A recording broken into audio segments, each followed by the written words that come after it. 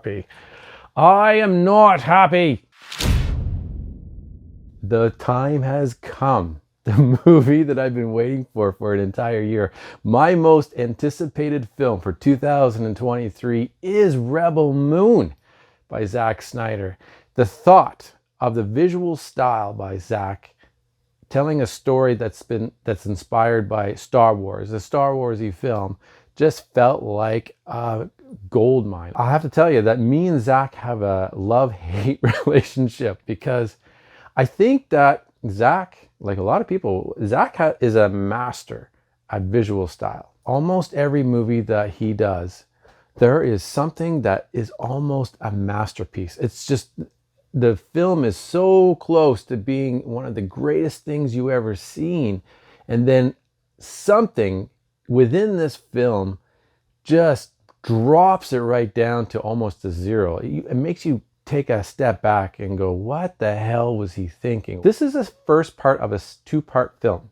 The other second part is coming out in just about 4 or 5 months from now. It's about this girl who is an ex-warrior from an Imperial group. This Imperial group is out to take over the galaxy. They come into this small village where she's at, and they are threatening their very livelihood. So she is out on a mission to gather a bunch of other soldiers, other warriors, who can help fight against this Imperial group. It's really that simple. And for the majority of this film, which is 2 hours long, she is on this quest recruiting these soldiers. And it really takes too long. And it really could have been condensed down to, say, 30 to 40 minutes. You have this girl who is going from region to region, going to each recruit, giving a speech of why she needs them on her team. That recruit has some sort of challenge, who has to deal with some sort of jerk, and then you get a cool, and I mean a cool, fight action scene, and then on to the next recruit. There is a jerk, they have to confront that, and then they're on to the next one. Rinse and repeat all the way to the end. So that's basically it. It's a simple story. It's not a great story. It's not a bad story. It's a simple story that has been stretched into 2 hours when they really could have condensed it down to something short. The things that I really do like about the film is its visual style, which did not disappoint me at all. Well, I shouldn't say at all. There was one scene that was absolutely so bad, you almost think that it's not even just a budget cut. It feels like they kind of forgot about a scene. It's like, we're about to launch this movie. Let's get it out there. Oh, crap. We forgot this one scene. Too late. I really like the way the characters looked. I think every character looks awesome. My favorite one is the robot in here, who unfortunately doesn't have a lot of screen time. Each bad guy that's in here has almost this feeling of over-exaggeration.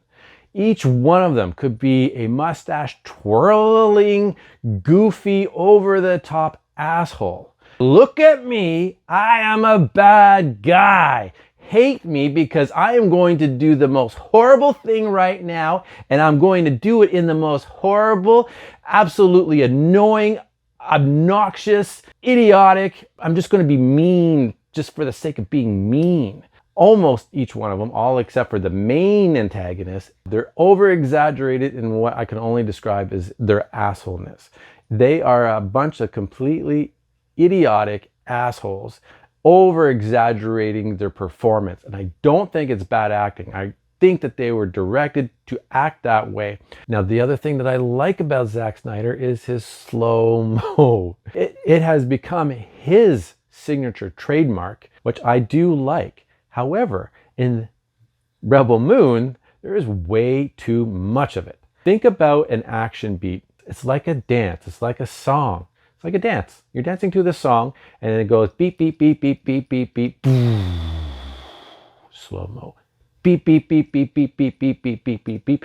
And your slow-mo is supposed to get your focus on something intriguing that's happening, right? So something might happen. Maybe it's a bullet flying, or a punch,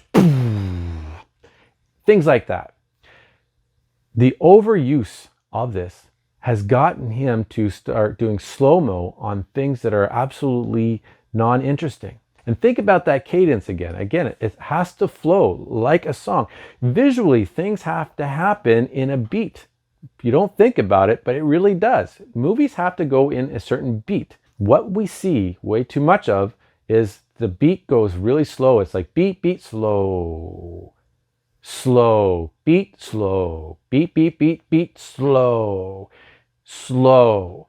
In fact, there's an entire scene. I think it's the second major battle that they have. It's in a canteen, kind of like in Star Wars, a canteen thing, like a little bar. The entire fight is in slow-mo. The whole fight is in slow-mo. They're just different levels or variations of slowness. There's somewhat slow to very slow.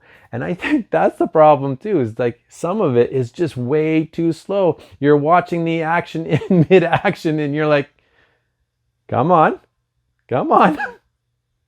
Okay, yay. That really could have helped with the runtime also. You know, maybe there's so many slow-mos just so that he can clock the time to make it extend a little further. The one thing about those slow-mos that I really do like is that when they are picked at the right time, the form of the person, what you see visually is usually stunning when it comes to Zach, and that's the great thing. It's like, take a look at this beautiful scene. Just absorb it, suck it in. Satisfaction. Now, the final thing I'm going to say here as the last little bit of energy that I have for this review is the ending. I'm not going to give the ending away, of course, but I will say that all this, and I told you that the ending is just kind of been fabricated so that they can end it. And they kind of have this, final conclusion scene, but then a moment later, they just kind of have this teaser ending. And so they kind of bring back the screen, show you a little something to kind of set you up for the next film. But the problem is what they just showed you completely retcons what you just saw. That it completely throws off the conclusion of what they just presented to you. So what the heck was the point of that? My overall rating for this is it's a bit of a mix. It's a bit dog shit, and it's a bit meh, and it's a bit awesome. So, wow, what a mixed soup of things. I should have another review score of like soup. So that's it. That's the end of today's review.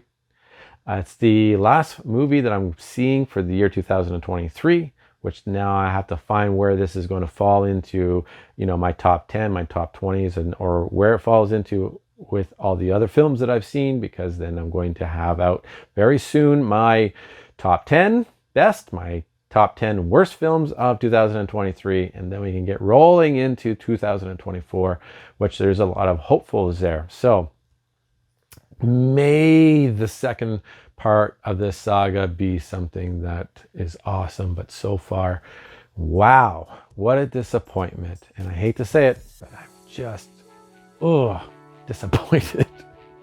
Okay, please subscribe if you haven't already, and until next time, enjoy life, enjoy film, take care, and I wish you well.